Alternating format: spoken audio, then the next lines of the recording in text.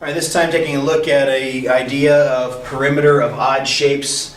It's expected coming into this video that you already know and understand and have used perimeter for basic shapes. Now we're going to take a look at perimeter from kind of the oddball situation, or some of the odd situations on the outside of just you got a bunch of straight lines, add them together and bang, you have your perimeter. So we're going to take a look at circles, how you find that perimeter of those things. We'll take a look at arc length. And then we're going to take a look at just the general idea of oddball shapes. Perimeter still is easy. Perimeter still is the measure around the outside of whatever it is that you have. Now we're just going to have, in some situations, some curvy shapes to be able to find. Perimeter of circles. All right, this is actually the definition of pi.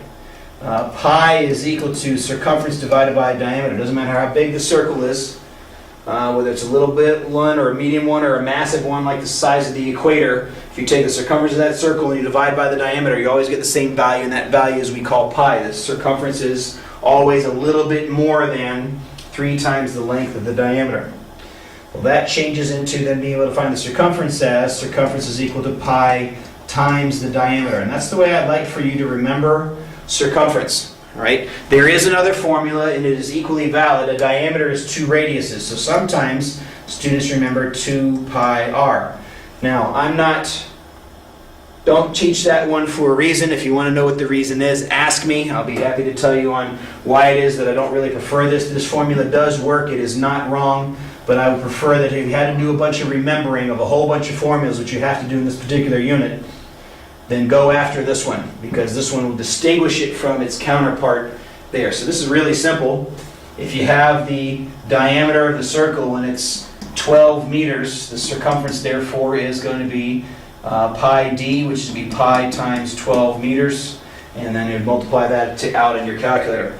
If you're given the radius is, say, 7 feet instead, you just change that into a diameter. A radius of 7 feet makes a diameter that is 14 feet, and then you would multiply that out in your calculator, which is not the scope of the video. All right.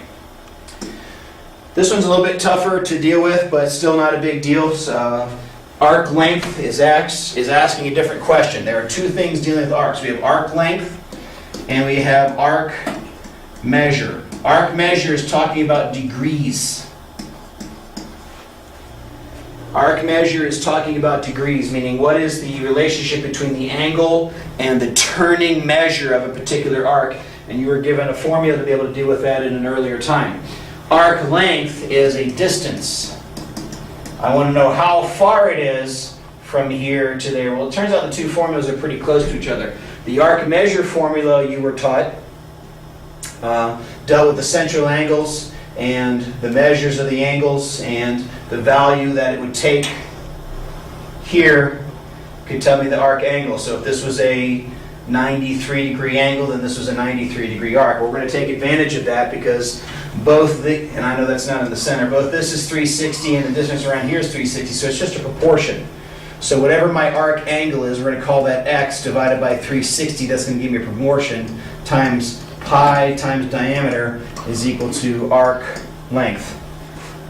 All right, so what this does is this calculates the circumference of the circle, and then this just scales it down to just what's the piece of the thing that we're dealing with. So for example, like we said, if this is 93 degrees and this is a 11 meter radius, then this formula would look like this: 93 over 360, which means 93 3/60ths of the circle is the length of this particular arc, or how much that arc takes up, times pi times the diameter, which is going to be 22 meters, right? So that allows me to calculate the length just from here to there. This gives me the whole circle. This scales it down to the piece of the circle that I have, and again, you can use your calculator to actually find that value. Last thing I want to deal with, and this isn't going to take very long, is oddball shapes. What do I mean by an oddball shape? Well, something like this, like a sector, where this is a piece of a circle, and this is 31 degrees, and this has a radius of, let's make it 12 feet.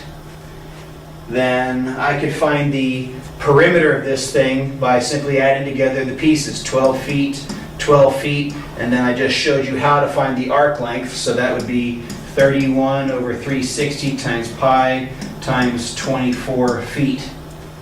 Okay? And that would give me the length of this piece, add all those pieces together, and you end up with the perimeter. So from there, you have all kinds of stuff that you can do. You could have this that has a semicircle on each side, finding the semicircle, finding the perimeter of this would be semicircle plus semicircle plus semicircle, depending on whether that triangle is equilateral or not. Still doesn't change the fact of what it is that you can do there. So you can make up all kinds of weirdo shapes, you know,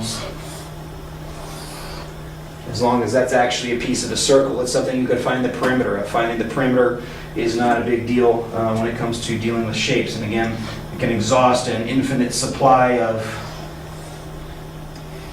things we can do here. And I probably could erase that, but you can have stuff turn up inside. It's this side plus this side plus this side plus however it is you go through finding the measure of that arc that's left over. So we say an oddball shape, it boils back down to the same idea that perimeter was to begin with, and that is you add up all the sides in order to find the perimeter of something. In this case, you just may have to think through what it is that's there. You know, you'll have stuff like this,